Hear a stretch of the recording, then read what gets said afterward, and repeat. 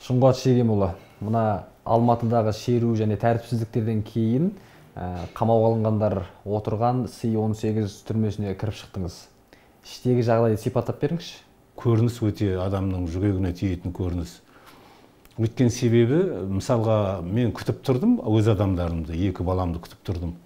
Сол кезде адамдарды алып келіп атты. Енді адвокатқа, тергеушіге, жаңағы сондай адамдарға алып келіп атты. Ақсақ аяқтарын бетпен орап тастаған. Біреуі келатыр, кеудесін түгел орап тастаған бетпен азар демалып келе жатыр. Біреуінің басынан оқ деген басын орап тастаған. Басы ауырып, азар жүріп келатыр, стенкіге қолымен сүйеніп. Сондайлар көп. Біреуді носилкамен алып кетті. Носилкамен алып қойды. Ол мен сұрады, мынау носилкамен не қылып жүргенде, бұны да неге допросқа алып келіп жатыр деді. Біздің Қазақстан жан азабын тартуға қарсы конвенцияға 98 жылы біздікі қол қойды. Яғни адам жараланды ма, мысалға ол қылмыс жасап жараланды ма, бұлай қылмысқа дейін жараланды ма, адам оған тіпті қылмыскер болғанның өзінде де оны осыншама қорлауға ешкімнің қақысы жоқ. Оларды қазір мен естіп отырмын, ауруханадан алып кетеді, алып келіп мына түрмеге жатыр. Бұл түрмеде олар Санчесте жатқан жоқ қой. Санчесте оларға қайдан орын болады? Енді 19-шы бап бар қылмыстық процессуалдық кодексте. Презумпция невиновности дейді, жаңағы адамның кінәсіздігі жөнінде. Кез келген адам соттан күміс шықпай кінәсіз деп саналады. Сосын енді мына жас балдардың қазір көпшілігі, мен өзімнің балаларым бар, ішінде қорғап атқан басқалары бар.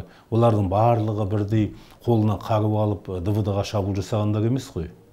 Жаңағы шал кет деп айқайлап, сол жаңа митингіде жүріп, бензинді арзансыз деп айқайлап, газды арзансыз деп айқайлап жүрген адамдар көбі.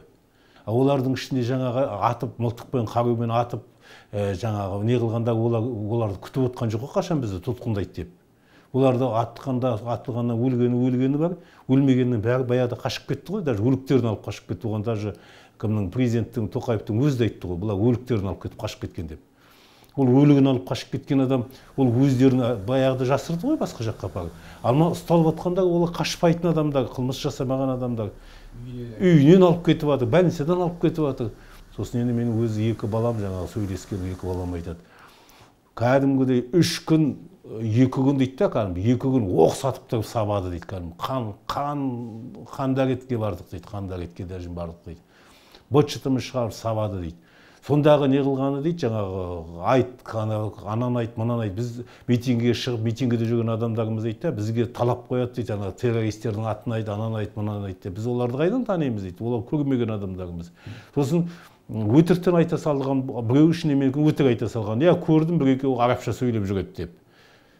Енді оған берген соң не істейді, кішкентай бала, ол дейді, өзі кіп кішкентай бала, 19-20-дағы бала. Біздің білуімізше, бұл азаматтар терроризм актілері, жаппай тәртіпсіздік сияқты әртүрлі баптармен айыпталып жатыр. Бірақ олардың кінәсі толық дәлелденбей жатып, неге мұндай зорлық, зомбылық жасалып жатыр? Өзіміздің азаматтарымызды өзіміз қорлауға хақымыз жоқ қой. Мысалға мен сіздерге айтайын қазір да, мынау конвенция да, мысалы конвенция. Орысша айтқанда жаңағы против пыток и других жестоких бесчеловечных обращений. Сонда екінші бабы бар. Екінші бабында былай деп жазылады. Мысалы, мен орысшасын айтып берейінші, қазақшасын не қыламыз.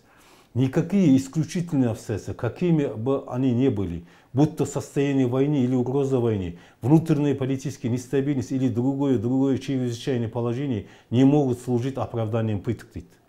Яғни, кез келген жағдай, соғыс болсын, жаңағы айтып отқандай, Тоқаев айтқандай 220 мың мысалға террорист қаптап кетті осы Қазақстанда қолына қару алып, әлгідей ұстай алмай жүр мысалға. Даже солай болғанның өзінде де, мысалға, соның өзінде де ешкім мына осы қазіргі жағдайды ешқандай ақтауға мүмкін емес. Сосын мына 3-ші статьяның осы 3-ші бөлігінде жазады. Приказ вышестоящего начальника или государственной власти не может служить оправданием пыток деп.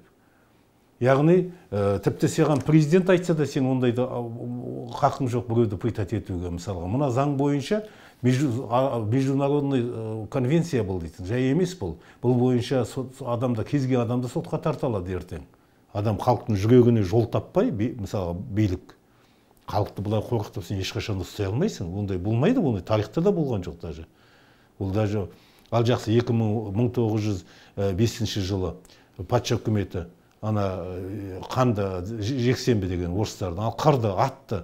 Ал не болды? 17 жылы февраль революциясы болды да қуып шықты бітшін шығарып. Ол сондай нәрсе, ол халықтың ашу ызасына, өзендегі жағдай мысалға, өзенде халықты атты қырды 11 жылы. Міне қорқып өзеннің халқы шықпай қойды ма?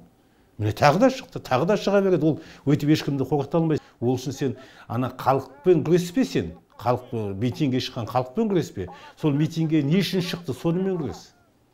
Сол жаңағы қазір айтып отырмын да, әлеуметтік жағдай митингге шығарған. Президенттің өзі де мойындап отыр ғой. Президенттің өзі айтып отыр, әлеуметтік жағдайға митингге бейбіт шыққан адамдарға оларға жазаланбайды дейді де, соларды апарып қамап, соларды жазалап жатыр. Қазір ұсталып жатқандардың көпшілігі, мысалға айтайыншы, көпшілігі сол алаңда тұрған адамдар.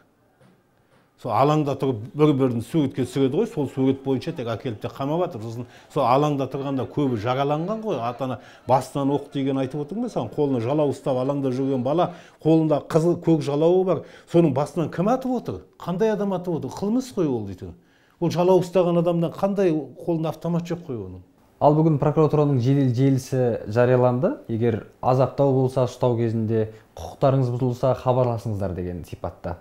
Осыған хабарласып, жедел желіні теріп, мәселені шешуге немесе назар аударту сияқты нәрсе мүмкін ба? Міне мен жаздым бар да тексерден коляскада жатқан байғұсты алдап, санчасқа апарып, больницаға апарып орналастырып, қашып кетеді дейтін адам болса, қашатын адам емес, өзі жүгіре алмайтын адам. Қасына конвой қой. Ана басынан жараланған, кеудесінен жараланған балдардың бәрін апарды больницаға жатқыз. Ондай өзіңнің балаң ішінде отырса көрер едің бұлардың қалай шырылдап кеткендерін. Олар үшін как будто бір жағдай болып жатқан. Олай емес қой, ол өзімізді қазақтың балдары ғой. 30-ға дейінгі жап-жас жігіттер кілең. Сосын біріншіден, сосын екіншіден қазір кез келгеннің денесін ашып барасың. Кез келгеннің денесін ашып барасың қазір бар. Денелеріне саутамдық жүр. Ал біздерде заңды кім қадағалайды? Прокуратура қадағалау керек. Солардың бірінші міндеті осы конвенция бойынша. Спецпрокурорлар бар. Солардың міндеті соны тексеріп отыру. Ол не только оларды тексеретін, ол еще олар анада қылмысқа тарту керек қой. Мысалға үстіне денесіне ұрды деді ма, алып қарау, я ұрды, алыпты, кім ұрды, мына ұрды қылмысқа тарту керек. Ол 10 жерден террорист болсын, ол 10 жерден қылмыскер болсын. Мен жаңа айтып отырмын, екінші бапта қалай жазылған. Даже соғыстың кезінде қақшы қойтуға, қинауға, ұрып соғуға. Сосын мына жерде мынандай не бар, мына осы конвенцияда көрсетілген. Пыткамен алынған дәлелдемелер доказательство ол саналмайды. Бұлардың қазір алып атқан жауаптары бар ғой түгелде. Міне жауаптарын алып атып тапқан айыптары бар ғой. 5 тиынға да тұрмайды. Өйткені бұлардың барлығы пыткамен алынғандар. Адам құқығы жөніндегі уәкіл Эльвира Әзімова осы сіз барған түрмеге басқа да мекемелерге барып шықты. Жазасыз адамдар босатылып жатыр деп хабарлады. Бірақ неге азаптаудың барын айтпады? Ол адамның Азиманың міндеті емес, жазықты ма жазықсыз, оны сот шешеді. Ол барып жазықсызсың ба, сен шық деуге оның қақысы жоқ. Оның міндеті жаңа менің айтып отқан мәселем. Ол жазығы бар ма, ол жазығы жоқ па, ол адам ғой. Адам болған соң оған жестокий обращение жасатпау керек ол кісі.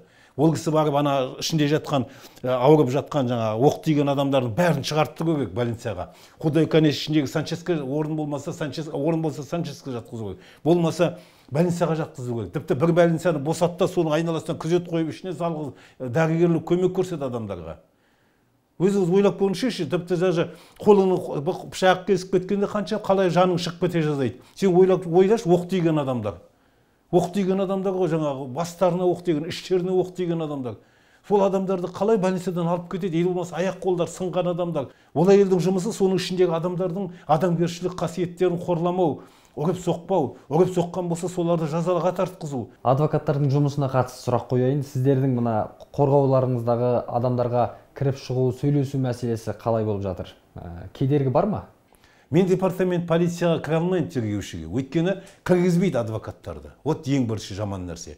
Мен барамда сол жерден тергеушіге телефон соғым керек. Тергеуші туытанай 1 километр жерден мені келіп алып кетуге, қайында тергеуші отырып жұмыс жасап отқан адам, ол қалай шығады? Сондықтан мен бара алмаймын, шыға алмаймын, мен оған ешқандай ходатайство бере алмаймын, айта алмаймын.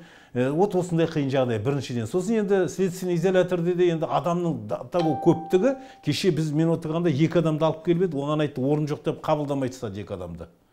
Бірінің үстіне бір шығып кеткен ғой ішінде, адам көп. Мысалға қазір біз Мен бірінші күні телефон соқты, мені балдарыма кірейінші деп. Мені тек қана осы 20-ның 4-ші күнге ғана рұқсат бер, ите сағат 17:00-ге. 4 күннен кейін. Өйткені себебі адам ішінде көп, бәрі жетіспейді. Мына қоғамдық қорғаушылар дегенде вообще кіргізіп жатқан жоқ оларды. Тек кіргізіп жатыр адвокаттарды, нелерді. Жалпы түрмедегі азаптау мәселесін, тергеу кезіндегі азаптау мәселесін айтып отырмыз ғой. Осы нәрсені шешу үшін не істеу қажет? Енді бұл шешетін ештеңе жоқ. Бұл жерде әркім заңға сәйкес өзінің қызметін адал атқарса болды.